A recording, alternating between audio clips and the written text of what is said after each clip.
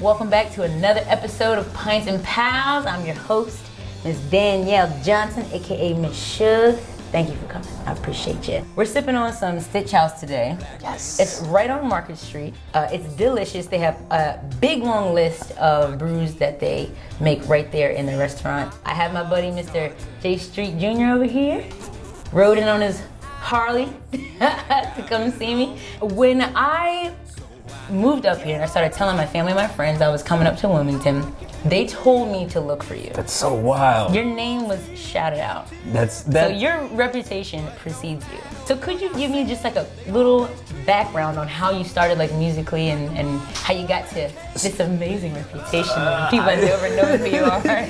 I mean, I actually started music late. I didn't really start doing anything seriously until I was like 20 or so. Mm-hmm. So when I went to school, I went to Morehouse. And like honestly, previously, like I was kind of like the anti-musician. I was a total meathead. Like I played football and video games and just a doofus.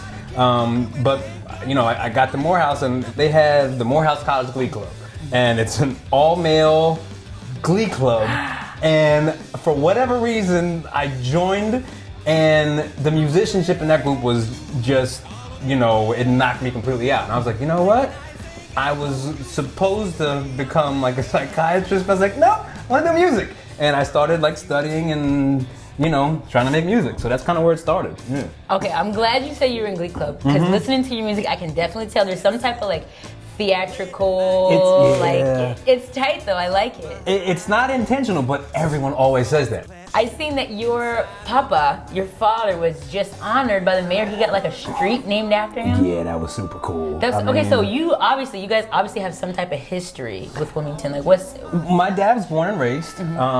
His mom, you know, she was a social worker, one of the first, you know, black women in the city. She had her master's and she spent just a tremendous amount of time trying to give back and, you know, help people who couldn't help themselves. And that kind of trickled down to my dad. And he spent, you know, all of his working life, you know, working for the city and trying to fix the problems of inequality that are there. And, you know, he got honored for it. And it's just cool to see. I can definitely tell that you have a lot of like, a lot of that kind of stuff going on in your background, because your music has a very, like a new age, like civil rights movement type of tone. Like your so narrative, cool that you say that. I appreciate your narrative is tight, man. Like, I appreciate that. Like you're very open about your experience as a black male in America and what you see going on in the media and expressing how it can be unfair. What I really try to do is to speak for people who can't speak for themselves. Because in all honesty, I haven't had it that rough. Like I've had my experience. It's pretty much impossible to be a black man in America and not have something racist happen to you.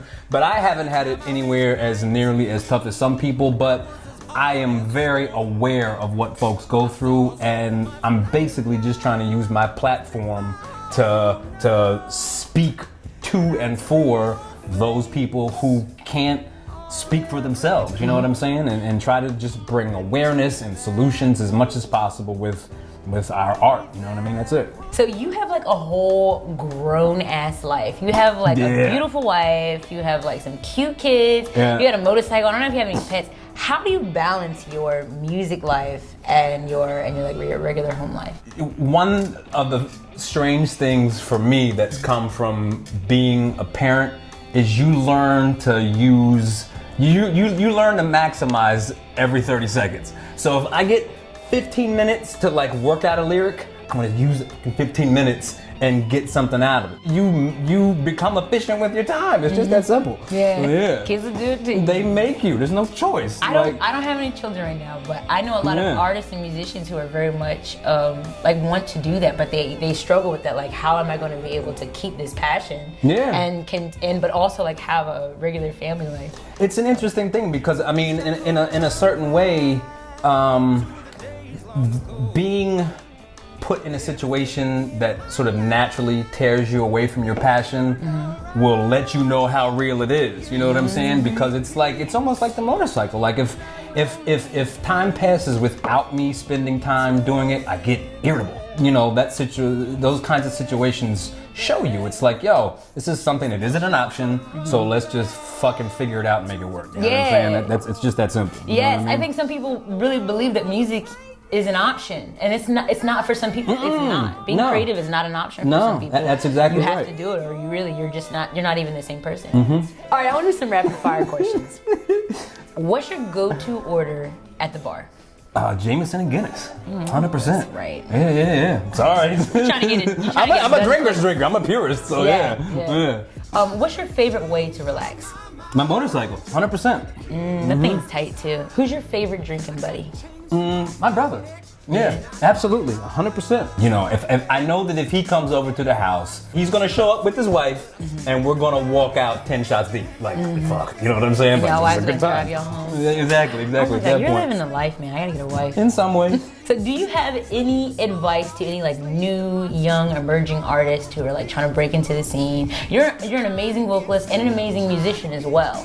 What would you tell them coming into this? Master your craft. You know what I'm saying? Like whatever your craft is, just be really fucking good at it. I think was it Dave Grohl? I'm not quoting him exactly, but like he's like the bottom line is just when you fucking perform, you gotta knock motherfuckers out. That's it. Like it's just that simple. Like if you, I mean, you're a perfect example. Like I heard a buzz about Hoochie Coochie, you know, just from your performance. It was like, yo, there's some band from over, you gotta check them out. And I was like, huh. And it was just like, because you put on a good show, it spoke for itself and people want quality.